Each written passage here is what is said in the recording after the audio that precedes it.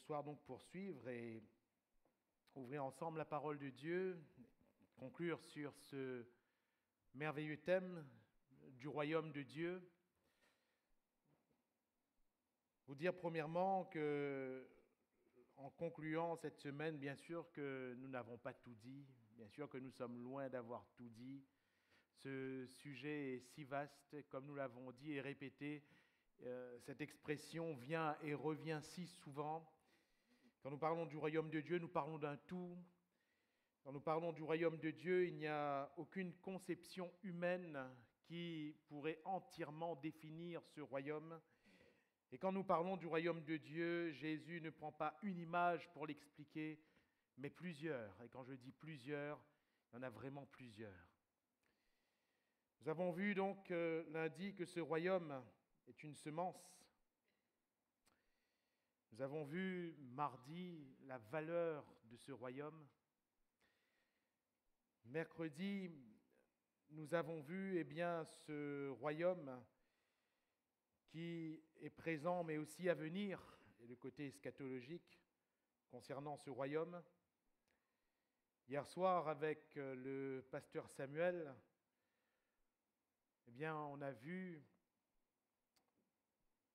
les vertus de ce royaume. Et ce soir, nous conclurons par l'héritage du royaume. On va revenir sur ce verset, si vous voulez bien, dans Luc chapitre 12, versets 31 et 32, sur ces versets plutôt, puisqu'il y en a deux. Luc 12, versets 31 et 32.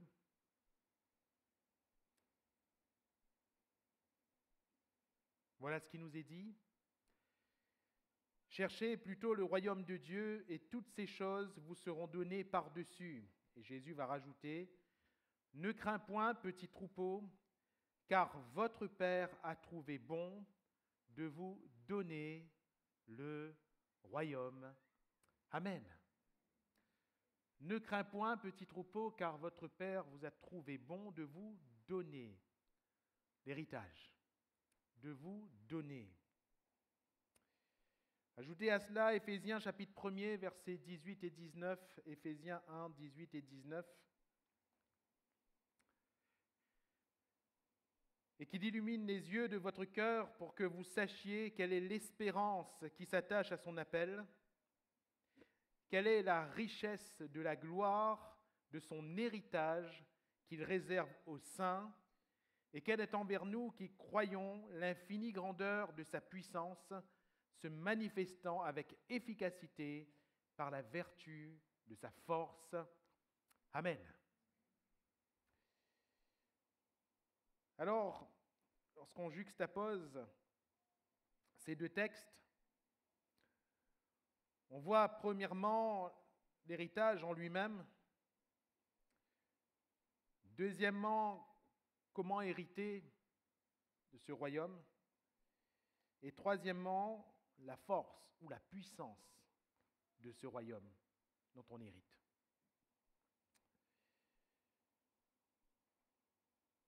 J'aimerais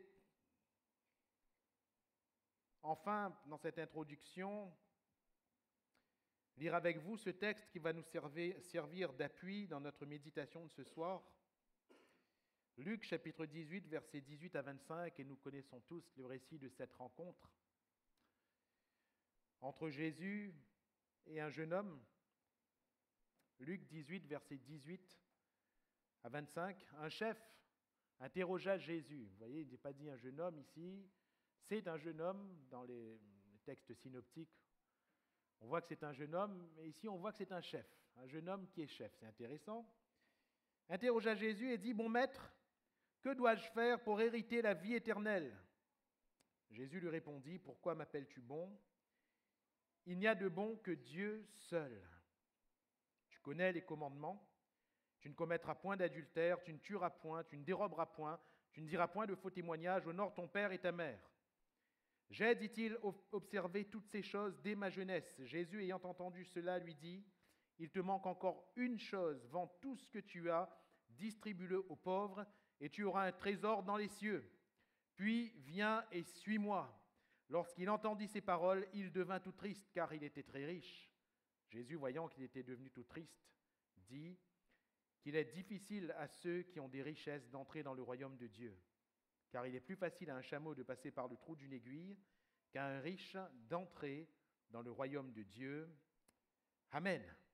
Gloire à Dieu. Voulons-nous prier quelques instants le Seigneur pour la parole que nous allons partager. Seigneur notre Dieu, nous t'implorons ce soir, car toi seul peux parler à nos cœurs.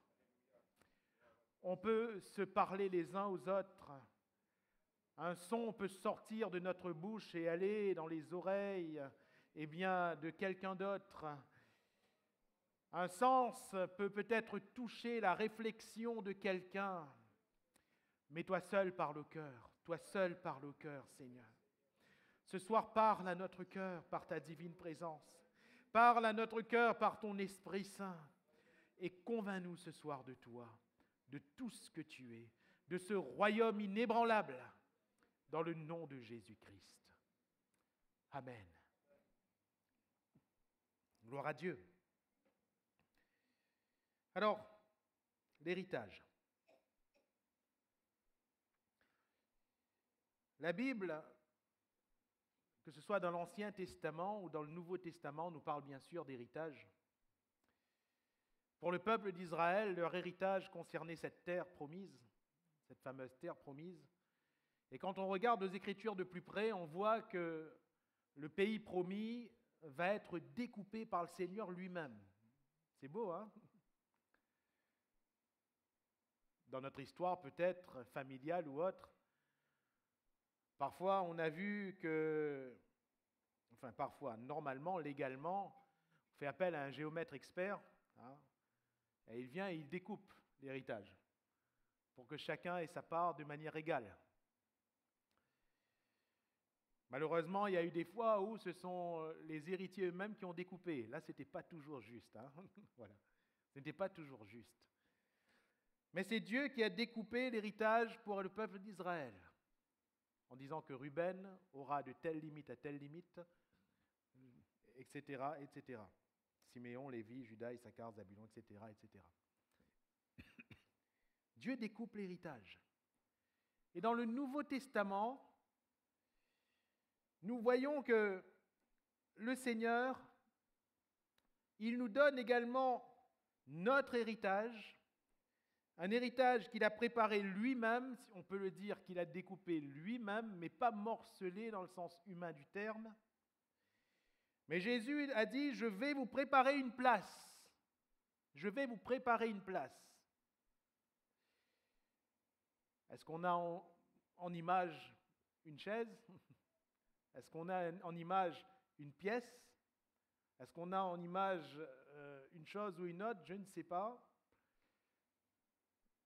Mais le Seigneur va dire, je vais vous préparer une place, un lieu. Un lieu. Et ce lieu, frères, sœurs, c'est le royaume de Dieu. Comprenons que le Seigneur, à partir du moment où nous croyons en lui, parce que Pierre va le dire, qu'elle est envers nous qui croyons, à partir du moment où nous croyons en lui, il a pour nous un héritage. Et cet héritage, c'est le royaume de Dieu. Et quelle est la définition de cet héritage ? Ce que nous découvrons, ce chef va interroger Jésus en disant, « Bon maître, que dois-je faire pour hériter quoi ? La vie éternelle. » Est-ce que la vie éternelle est ce royaume ? Est-ce que c'est la même chose ? Effectivement, Jésus va dire qu'il est difficile à ceux qui ont des richesses d'entrer dans le royaume de Dieu. Que dois-je faire pour hériter la vie éternelle ? Et Jésus va dire qu'il est difficile à ceux qui ont des richesses, parlant entre autres de ce jeune homme qui était attaché à ses richesses, d'entrer dans le royaume de Dieu. Dans ce contexte, la vie éternelle et le royaume de Dieu sont entièrement assimilés. Un autre contexte, dans une autre rencontre que nous connaissons bien, il s'agit de Jésus avec ce fameux docteur de la loi qui va lui dire pour l'éprouver la même chose, « Maître, que dois-je faire pour hériter la vie éternelle ?» Dans Luc chapitre 10, verset 25. Que dois-je faire pour hériter la vie éternelle? Le royaume de Dieu, c'est donc la vie éternelle, ou la vie éternelle, c'est le royaume de Dieu. Ainsi, je le répète, je vais reprendre mon image. Il ne faut pas voir le royaume dans un sens humain du terme. Il ne s'agit pas de biens humains, il ne s'agit pas d'une structure selon nos rêves et nos pensées. Le royaume de Dieu, c'est la vie éternelle. C'est la vie éternelle en Jésus-Christ. Et cette vie éternelle nous est proposée en héritage, car Dieu a tant aimé le monde, on connaît tous Jean 3,16, qu'il a donné son Fils unique afin que quiconque croit en lui ne périsse point, mais qu'il ait la vie éternelle. Qu'il ait la vie éternelle, qu'il la possède, qu'il la reçoive. Qu'est-ce que la vie éternelle? Zoé, la vie de Dieu. Et à partir du moment où nous croyons, ce n'est pas une attente de la vie éternelle. On n'est pas, vous et moi qui avons cru, on n'est pas en train d'attendre la fin quand Jésus va venir pour avoir la vie éternelle. Non. La Bible nous dit que celui qui est en Christ, il est une nouvelle créature. Il y a donc une force qui a agi dans cette personne, une force qui l'a transcendée, une force qui l'a fait échapper de la loi du péché, qui agit dans tous les hommes. Et cette force, c'est la force d'une vie impérissable, la vie éternelle. Celui qui croit en Jésus, il croit et il reçoit immédiatement par la foi en Jésus-Christ dans son cœur la vie éternelle. Et cette vie éternelle, elle est là, elle est en nous. Voilà pourquoi on parle du royaume de Dieu comme une semence. Elle est là, on l'a déjà reçue, alléluia. Mais la vie éternelle va pleinement se concrétiser lorsque nous serons avec lui dans le ciel, alléluia. Et nos yeux verront les vertus de ce royaume de la manière la plus magnifique, la plus belle que nous n'ayons jamais vue. Alors, la vie éternelle, bien sûr, vie incorruptible, vie qui dépasse l'existence humaine, c'est l'héritage que le Seigneur a pour nous. C'est la puissance d'une vie impérissable parce qu'elle nous change, elle nous transforme, elle nous fait passer de gloire en gloire jusqu'à ressembler à Jésus-Christ lui-même. Nous sommes transformés, non pas par nous-mêmes, mais par la puissance de cette vie, par l'Esprit de gloire. Et c'est l'héritage que nous avons et nous le voyons chez tellement de personnes dans les Saintes Écritures. Regardez Zachée. Lui qui est habitué à prendre l'argent des autres. Le Seigneur, quand il le rencontre, quelque chose qui se passe à l'intérieur. De telle sorte que cet homme est changé, transformé. C'est inexplicable. Mais Jésus va dire, le salut est entré dans cette maison. Alléluia. Et il ne s'agit pas de la maison de Pierre. Non, il s'agit de son cœur. Pourquoi? Parce qu'il est changé, il est transformé. Jamais cet homme n'aurait dit « je donne aux pauvres la moitié de mes biens ». Jamais cet homme n'aurait dit « si j'ai fait tort de quelque chose à quelqu'un, je vais lui rendre 4 fois plus ». Jamais il n'aurait dit ça. Mais là, c'est la puissance d'une vie impérissable. Et c'est constaté. Oui, quand cette vie, on hérite de cette vie qui est la vie de Dieu déversée en nous, alors notre vie humaine, elle n'est plus. Notre vie pécheresse, elle n'est plus. Et si sur le moment on reçoit la vie éternelle en héritage, il va naître un conflit en nous entre la vie de Dieu et la chair. Et plus nous allons avancer dans la vie de Dieu, plus la chair va mourir, jusqu'à ce que nous soyons parfaits comme Christ est parfait. Simplement, frères, sœurs, il faut reconnaître une chose, tant que nous serons sur cette terre, cela peut vouloir dire qu'on n'est pas encore tout à fait propre au ciel. Cela peut vouloir dire que, on est en train d'avancer dans cette vie sans avoir encore touché à la perfection. Mais cette perfection n'est pas loin. Alléluia. Cette perfection, elle est devant nous. La vie éternelle. Caractéristique toujours de cet héritage, l'héritage en lui-même, la vie éternelle, l'héritage en lui-même, nous parlons du royaume, c'est un trésor. Jésus va dire, va, vends tout ce que tu as, distribue-le aux pauvres, et tu auras un trésor dans les cieux. Alléluia. Le royaume de Dieu. Tu auras un trésor. Vous vous rappelez des paraboles énoncées et étayées par notre frère Samuel mardi soir? La valeur du royaume. Frères, sœurs, sa valeur est inestimable. Inestimable. Et quand on a compris la valeur de ce royaume, on est comme ce marchand, on est prêt à vendre tout ce qu'on a. À la base, son métier, c'est quoi? C'est marchand. C'est-à-dire que il trafique, il vend. Et il a pu acquérir une pierre de grande valeur. Et il trouve une autre pierre de grande valeur. Il va acquérir cette autre grande pierre. Cette autre pierre de grande valeur. Il a trouvé encore une autre pierre. Et il a une belle collection de pierres. De perles, pardon.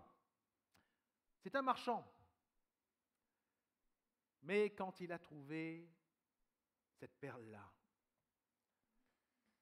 vous avez remarqué, toutes les autres ne comptent plus. Toutes les autres ne comptent plus. Parce que sa valeur est inestimable. Si nous avons compris le royaume de Dieu, nous avons compris que la valeur de ce royaume est inestimable. N'a pas de comparaison sur la terre. Et nous sommes prêts à laisser tout ce qu'on a pour ce royaume. Alléluia. Parce que sa valeur est inestimable. Troisième caractéristique de cet héritage. Pierre va la donner en 1 Pierre, chapitre 1er, verset 4, 1 Pierre 1, verset 4. Il est parlé d'un héritage qui ne se peut ni corrompre, ni souiller, ni flétrir, lequel vous est réservé dans les cieux. Le royaume de Dieu. Cela m'apprend quoi sur le royaume? On ne peut pas le corrompre. Personne ne peut détruire ce royaume. On ne peut pas le souiller. Personne ne peut tacher ce royaume. Et il ne peut pas flétrir. Le temps n'agit pas sur ce royaume. Frères, sœurs, le royaume de Dieu ne connaît pas de crise. Le royaume de Dieu ne subit pas ce que nous subissons sur cette terre. Le royaume de Dieu n'est pas assujetti à toutes les tempêtes sociales, morales ou autres de cette terre. Non, le royaume de Dieu est complètement détaché. Mon royaume, a dit Jésus, n'est pas de ce monde. Il n'est pas de ce monde. Donc aucune crise ne peut influencer ce royaume. Aucune. Il ne bouge pas. Il ne tarit pas. Et cet héritage, c'est l'héritage que Dieu a pour nous.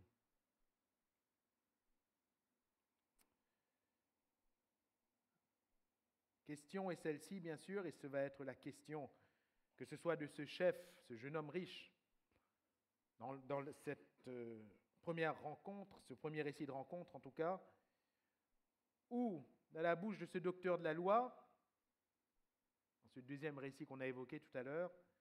Comment hériter le royaume? Comment recevoir le royaume? On va dire, c'est par la foi, mais bien sûr, Pierre l'a dit tout à l'heure dans le texte que nous avons cité, en croyant. Mais finalement, croire, c'est quoi? Croire, c'est quoi?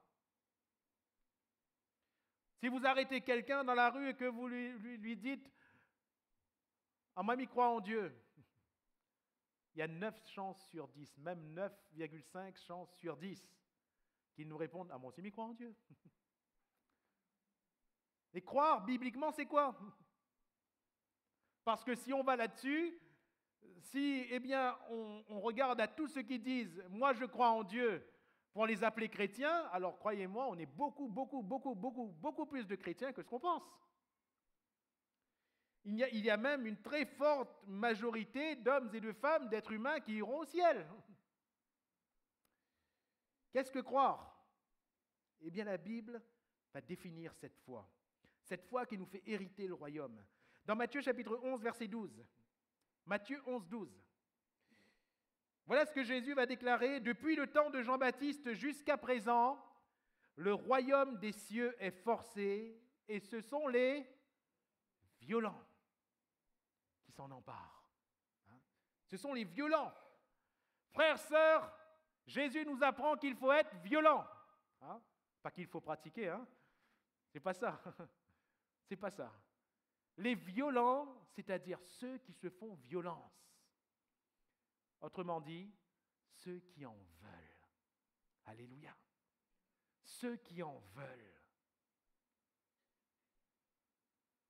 Jésus, quand il invite, ce fameux jour de fête, quand il invite les gens à venir à lui, il va dire « Vous tous qui avez soif, venez à moi, et je vous donnerai de l'eau. » Vous tous qui avez soif.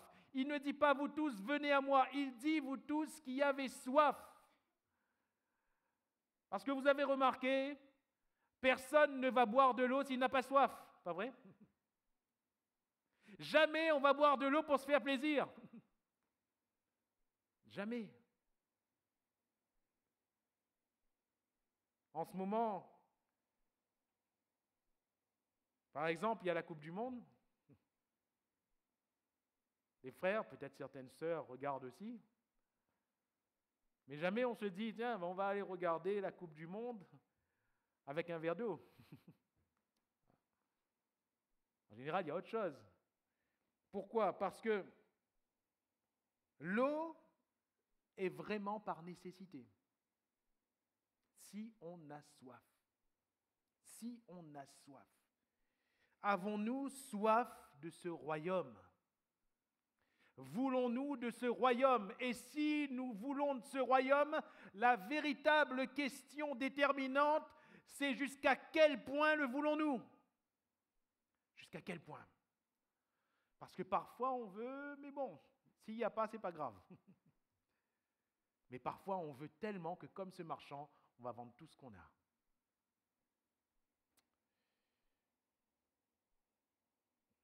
Les violents sont qui? Se faire violence, c'est quoi?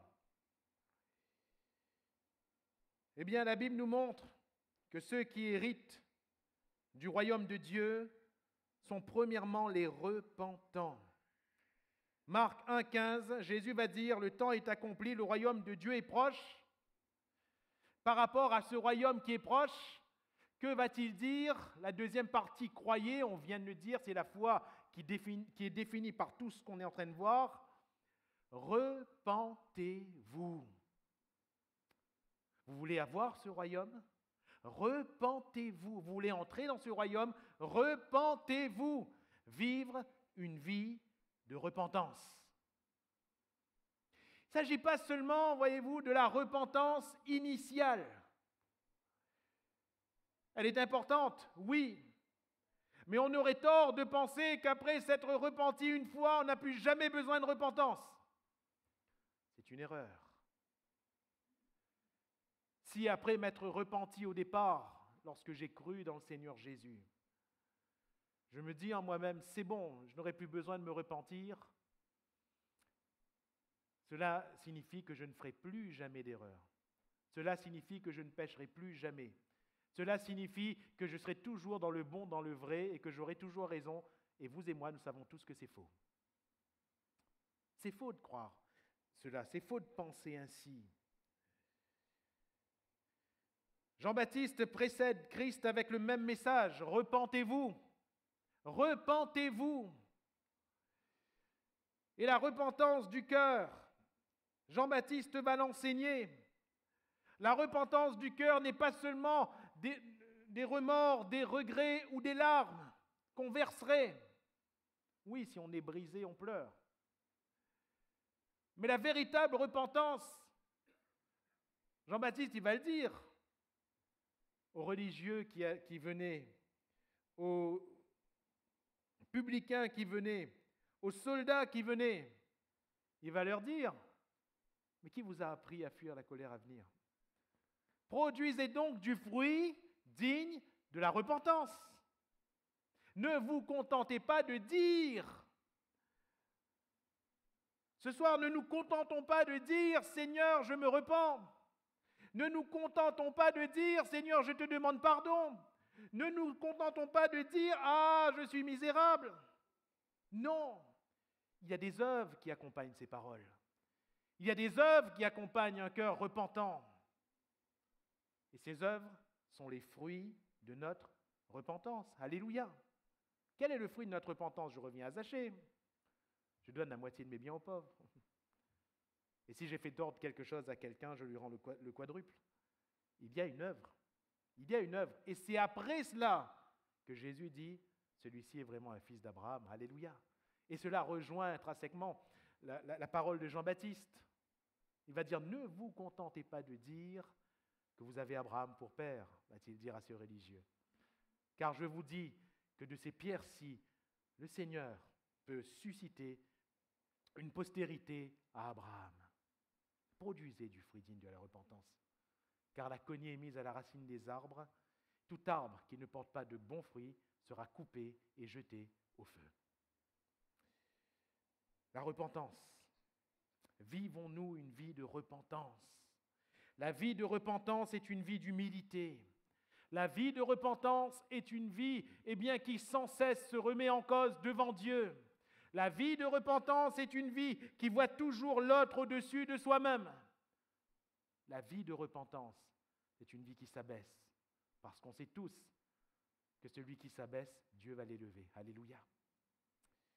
S'abaisser, s'humilier. David va dire, Seigneur, regarde,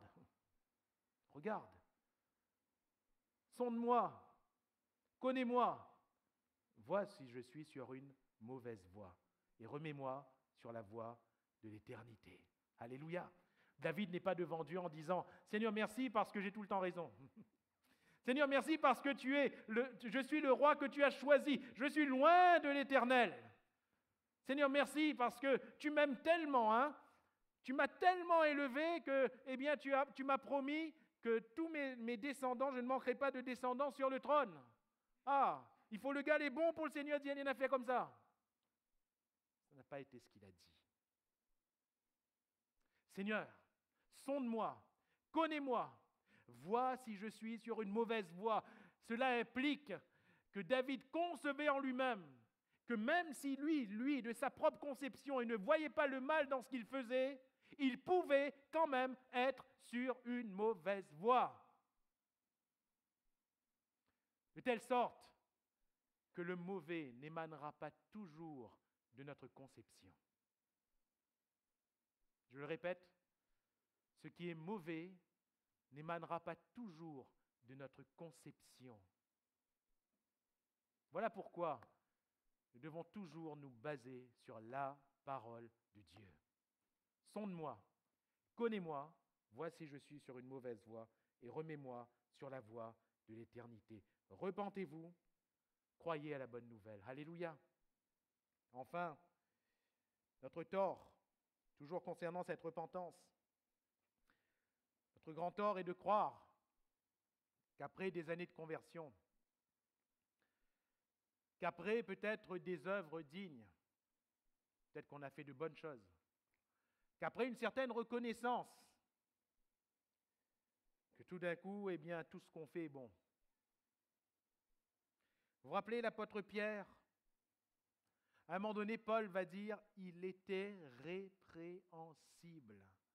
Et je l'ai donc repris en face, parce qu'il était répréhensible. Vous vous rendez compte? L'apôtre Pierre quand même.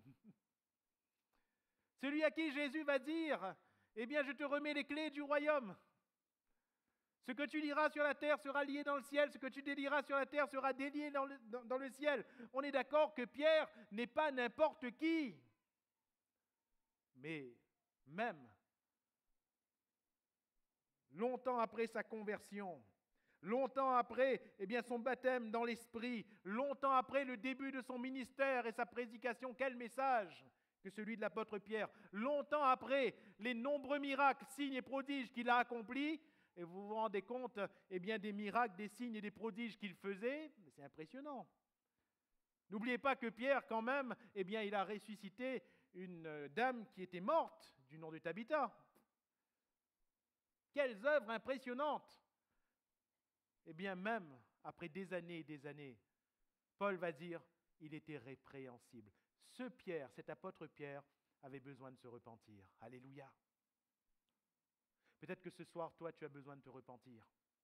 Peut-être que ce soir, nous avons besoin de nous repentir. Que nous dit la Bible? J'aime bien ce chant que nous avons chanté. De ta voix, tu nous appelles à la croix. Alléluia. De ta voix, tu nous appelles à la croix. Parce que c'est là, encore une fois, ce soir, que le Seigneur m'attend, que le Seigneur nous attend. Alléluia. Qui hérite du royaume? Comment hériter le royaume? La Bible nous montre que ce sont les violents, que ce sont les repentants. J'aimerais ajouter que ce sont les aimants, c'est-à-dire ceux qui aiment. Et je reviens à cette parole, docteur de la loi, Luc 10, 25. Que dois-je faire pour hériter la vie éternelle? Jésus lui dit, qu'est-il écrit dans la loi? Qui lis-tu? Il répondit, tu aimeras le Seigneur ton Dieu de tout ton cœur, de toute ton âme, de toute ta force, de toute ta pensée, et ton prochain comme toi-même. Jésus dit, tu as bien répondu, je m'arrête là un instant. Vous voyez que ça fait complètement écho avec son partage, son échange avec ce jeune homme riche. Quand il dit, que dois-je faire pour hériter la vie éternelle? Jésus lui dit quoi premièrement? Qu'est-il écrit? Est-ce que tu connais les commandements? Et là, encore une fois, il ramène cet homme. Voyez-vous, comme on le disait, mercredi soir, on ne pourra rien faire sans cette parole. Sans la parole de Dieu, on ne pourra pas entrer dans le royaume de Dieu. C'est impossible. Ces hommes parlent du royaume, de la vie éternelle. Jésus, ensuite, à la fin, il dit qu'il est difficile à celui-là d'entrer dans le royaume. Mais que met-il en premier pour pouvoir entrer dans le royaume? La parole de Dieu. Alléluia. Et je ne vais pas m'étendre, c'est pour cela que je parlais de parenthèse, puisque le premier soir, nous avons vu que le royaume de Dieu, c'est cette semence qui est la parole de Dieu dans notre cœur. Nous avons vu au travers de cette parabole, mercredi soir, des vierges sages et des vierges folles, que cette lampe est la parole de Dieu éclairée par le Saint-Esprit.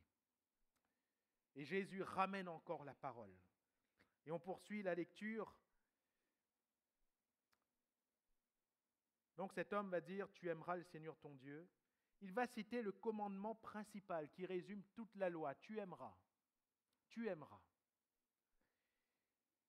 Jésus va dire, fais cela et tu vivras.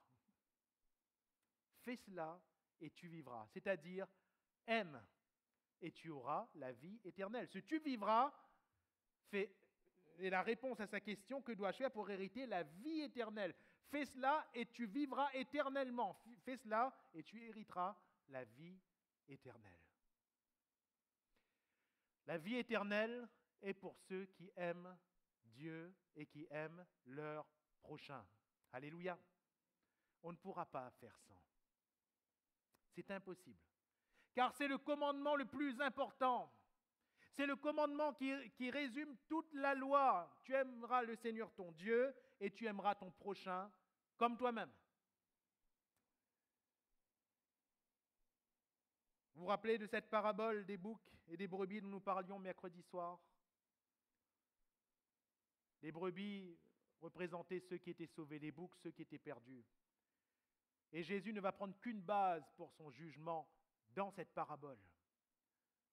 Et il va dire, vous m'avez vu avoir faim, vous m'avez donné à manger. Vous m'avez vu avoir soif, vous m'avez donné à boire. Vous m'avez vu malade, Et vous êtes venu et bien penser mes plaies, vous m'avez vu en prison, vous êtes venu me visiter, etc., etc. Quand avons-nous fait cela, Seigneur? Vous me l'avez fait quand vous avez fait à l'un de ces plus petits qui croient.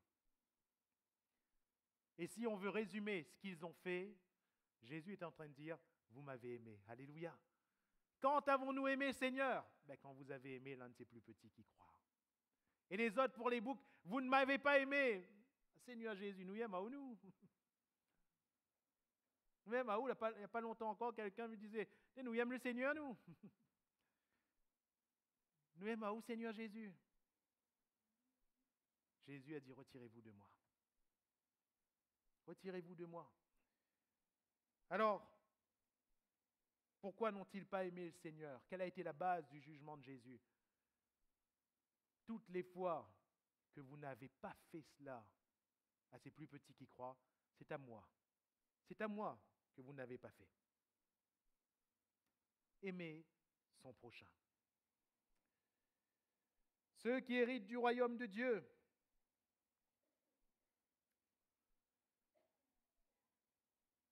Ce sont, selon la Bible, les sages. Quand on parle de sagesse, de quoi est-ce qu'on parle? Il y a un cadre qui est posé au contexte, et nous allons le lire ensemble dans 1 Pierre chapitre 3, verset 7. 1 Pierre 3, 7.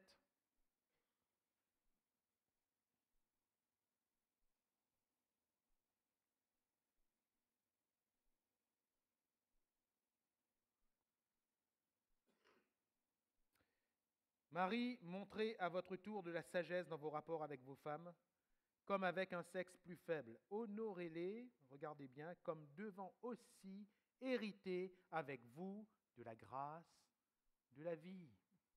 Qu'il en soit ainsi, afin que rien ne vienne faire obstacle à vos prières. Amen. Comme devant aussi hériter avec vous de la grâce de la vie, montrez à votre tour de la sagesse. Montrez à votre tour, cela signifie, vous lirez le texte entier chez vous, le chapitre entier, que dans l'autre contrepartie également, il faut qu'il y ait de la sagesse. Il faut qu'il y ait de la sagesse chez la femme, il faut qu'il y ait de la sagesse chez le mari. Outre ce cadre, on y revient dans quelques secondes, mais outre ce cadre, le Seigneur, frères, sœurs, nous demande d'être sages. D'ailleurs, Jacques va dire, si quelqu'un manque de sagesse, qu'il la demande à Dieu, qui donne à tous et sans reproche. Le Seigneur nous demande d'être sages, et être sage, c'est quoi? Être sage, c'est être sobre. Être sage, c'est être équilibré, et être sage, c'est être mesuré. Quand on commence à dépasser la mesure, c'est qu'on manque de sagesse. Quand on commence à ne plus être équilibré, c'est qu'on manque de sagesse. Quand on commence à manquer de sobriété, on manque forcément de sagesse. De la sagesse dans nos rapports. Et frères et sœurs, encore une fois, nous venons dans un très court instant sur le cadre marital, mais avant cela, le Seigneur nous appelle à être sages, pas quand on est tout seul ici, mais dans nos rapports. Dans nos rapports. Même dans l'Église, il faut être sage, n'est-ce pas? Même dans nos relations professionnelles, il faut être sage. Un homme doit être sage, là je répète, je ne parle pas du cadre marital, là. Mais un homme doit être sage quand il est en face d'une femme. Une femme doit être sage quand elle est en face d'un homme. Il nous faut de la sagesse. Quand on est vis-à-vis d'un enfant, il nous faut de la sagesse, etc., etc. Il nous faut de la sagesse. Mais ici, et là nous revenons de plein pied dans le contexte de ce passage, il est question du contexte marital, disais-je, et regardez, honorez-les comme devant aussi hériter avec vous de la grâce de la vie. On dirait que l'héritage de ce royaume peut être altéré suivant notre comportement dans notre couple. C'est ce que l'apôtre enseigne ici. Voilà pourquoi, frères, sœurs, chers amis, c'est quand même lourd devant Dieu, c'est quand même un péché devant Dieu, lorsque un homme, une femme, se présente là devant Dieu, alors que dans son couple, avec son mari ou avec sa femme, il y a des choses mauvaises qui sont en train de peser.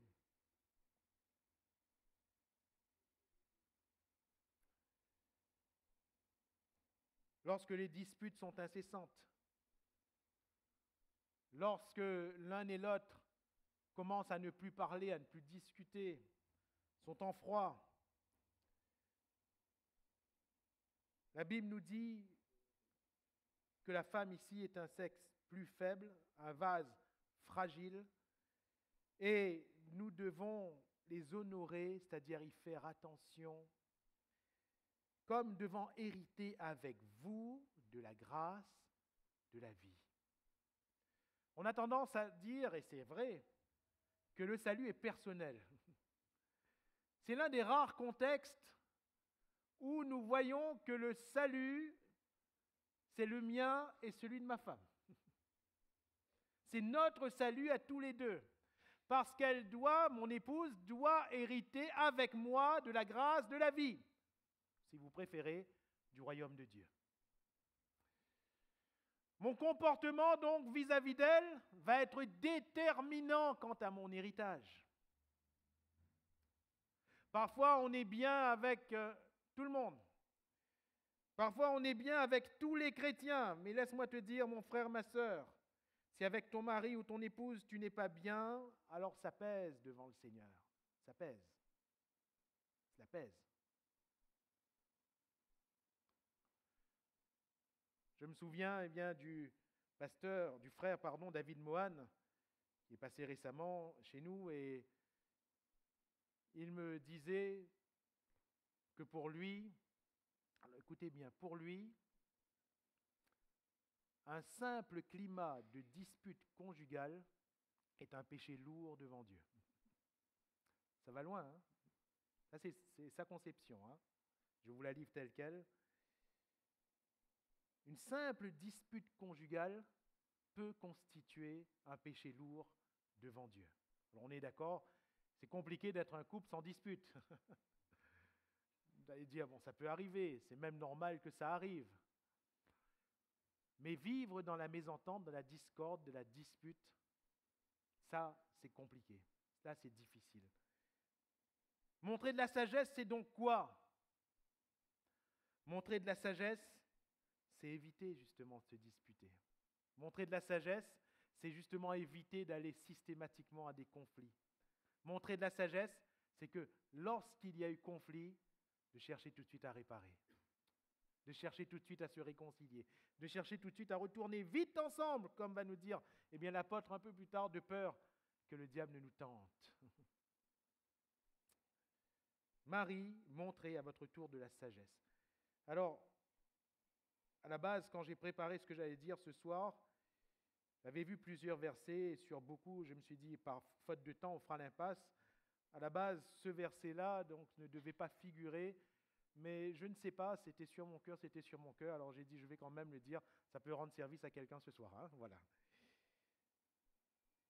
Enfin, qui hérite le royaume, la vie éternelle? Bien sûr, les sanctifiés. Éphésiens 5, versets 5 à 7, car sachez-le bien, va dire l'apôtre Paul, aucun impudique ou impur ou cupide, c'est-à-dire idolâtre, voyez-vous, l'apôtre Paul associe la richesse ou l'argent à une idolâtrie, plutôt l'amour de l'argent à une idolâtrie. Aucun impudique, impur ou cupide, c'est-à-dire idolâtre, n'a d'héritage dans le royaume de Christ et de Dieu. Que personne ne vous séduise par de vains discours, car c'est à cause de ces choses que la colère de Dieu vient sur les fils de la rébellion, c'est-à-dire à cause de l'impudicité, de l'impureté, de la cupidité. N'ayez donc aucune part avec eux. Ceux qui se sanctifient. Frères, sœurs, ce texte nous apprend que ceux qui se sanctifient sont ceux qui se mettent à part de la pratique du péché et de ceux qui pratiquent le péché. La pratique du péché et ceux qui pratiquent le péché. La Bible nous dit, eh bien, tout simplement, que les mauvaises compagnies, qu'est-ce qu'elles font? Elles corrompent les bonnes mœurs. Elles corrompent les bonnes mœurs, c'est-à-dire qu'elles détruisent le bon art de vivre. Mœurs signifie art de vivre. Corrompre signifie détruire. Et jamais, comme je le dis souvent, jamais l'inverse. Jamais la Bible ne dit les bonnes compagnies corrompent les mauvaises mœurs. Ce n'est pas écrit. Mais la Bible nous dit par contre que les mauvaises compagnies corrompent les bonnes mœurs. Cela signifie, on peut connaître quelqu'un, il n'y a pas de problème. Mais cela signifie que si on fréquente quelqu'un qui pratique le péché, il faut savoir mettre les frontières là où il faut. Je ne suis pas en train de dire que de manière absolue, il faut bannir toutes les fréquentations, rester seul, etc. Ce n'est pas ce que je suis en train de dire. Mais ce que nous sommes en train de dire, c'est que dès qu'une frontière commence à être franchie, il faut savoir dire stop. Il faut savoir dire stop. Ça peut être dans une conversation, ça peut être dans un raisonnement. Vous vous rendez compte que un couple, une fois, chrétien, dont le mari à un moment donné avait commis adultère, alors bien sûr, le pasteur de ce couple est allé voir et a quand même réprimé ce qu'avait fait le mari. Et ce mari qui n'était pas content est allé ailleurs, là où on prêche Jésus mais on ne prêche pas la Bible. Et dans cet autre lieu, on lui a dit, « T'inquiète pas, ce que tu as fait n'est pas grave. Ce que tu as fait n'est pas grave. Dis à ta femme de venir, c'est juste que tu as eu un moment de faiblesse, tu as eu un moment d'égarement, mais ce n'est pas grave. On va vous expliquer, on va vous coacher pour que vous puissiez mieux vivre votre couple, mais ce que tu as fait n'est pas grave. Ce que tu as fait n'est pas grave. » Alors bien sûr que ce mari a été séduit par le discours, en disant « Ah là, je me sens mieux. Là, je me sens mieux. Avec l'autre pasteur, là, je ne me sentais pas bien. Mais enfin, voilà quelqu'un qui me comprend. » Malheureusement, ce couple est allé dans ce courant de pensée, a suivi ces faux docteurs. Pourquoi? La Bible nous dit bien que dans les derniers temps, les hommes ne supporteront plus la saine doctrine. Et pourtant, la parole écrite est la parole du royaume. Frères et sœurs, n'ayez donc aucune part avec eux, que personne ne vous séduise par de vains discours. Pourquoi? La parole de Dieu est la vérité. Nous devons nous sanctifier par la parole de Dieu. Jésus va prier dans ce sens, Jean chapitre 17. Sanctifie-les par ta vérité, ta parole est la vérité. Et la parole de Dieu doit être notre aiguille de sanctification. Aucun impudique, aucun impur, aucun cupide n'aura de part dans le royaume de Dieu. Alors, on aurait pu citer tellement d'autres choses. Concernant la manière, comment hériter le royaume, j'aimerais terminer par la puissance de ce royaume. Et sans entrer dans trop d'explications, au moins énumérées, lorsqu'on parle de l'héritage du royaume, nous parlons de l'héritage d'un royaume puissant. Car en héritant du royaume, nous héritons de toutes les bénédictions de ce royaume. Alléluia. Quelle bénédiction! Alors, Jésus dit, tu auras un trésor avec moi dans le ciel.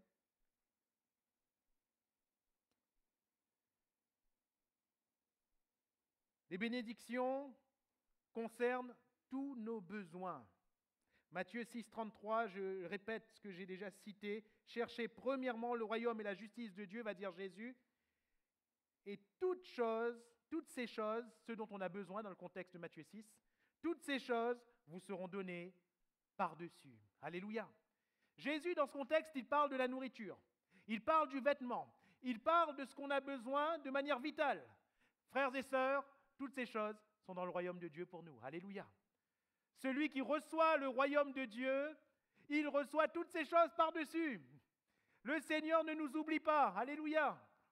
Quand nous croyons dans le Seigneur, quand nous obéissons au Seigneur, quand nous mettons en pratique sa parole, oui, parfois, cela nous demande de l'abnégation, cela nous demande de vivre droitement, mais le Seigneur ne nous oublie pas. Il ne nous oublie pas. Le psalmiste va dire, je n'ai jamais vu le juste manquer de pain. Il ne nous oublie pas. Alléluia. Et Paul va dire, et mon Dieu pourvoira à tous vos besoins selon sa richesse et avec gloire en Jésus-Christ. Ce royaume est donc puissant, car le Seigneur pourvoit à tous nos besoins. Ce royaume est puissant, car il chasse de notre vie et de notre famille toutes les ténèbres. Luc 11, 20. Jésus va dire ceci, Luc 11, verset 20. Mais si c'est par le doigt de Dieu que je chasse les démons, le royaume de Dieu est donc venu vers vous. Alléluia. Ce royaume est là, et donc le doigt de Dieu chasse les démons. Cela m'apprend quoi? Que quand ce royaume est là dans ma vie, les démons n'ont pas de pouvoir sur moi. Alléluia. Que quand ce royaume est là dans ma famille, les démons n'ont pas de pouvoir sur moi. La puissance des ténèbres n'a aucun pouvoir sur les enfants de Dieu, parce que ce sont des héritiers du royaume de Dieu. Et le royaume de Dieu est là. Alléluia. Parce que le sang de Jésus nous recouvre, le diable n'a pas de pouvoir. Parfois, le diable il commence à nous accuser. Mais le Seigneur, dans sa grâce, il dit enlevez son vêtement sale. Mettez-lui le vêtement blanc. Et le diable, il a la bouche fermée. Alléluia. Il ne peut plus rien dire. Il ne peut plus rien faire. Pourquoi? Parce que nous sommes héritiers du royaume. Nous avons dans notre cœur, dans notre vie, le royaume. Alléluia.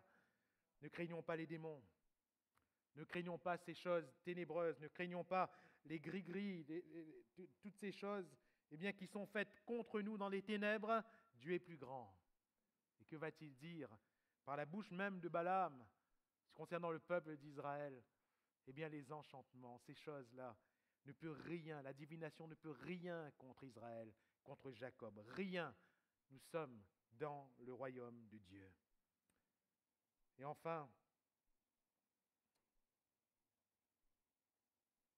Jésus va dire, dans Luc chapitre 18, le verset 28, Pierre va d'abord dire, « Voici, nous avons tout quitté et nous t'avons suivi. » C'est toujours suite au départ de ce jeune homme riche qui était triste.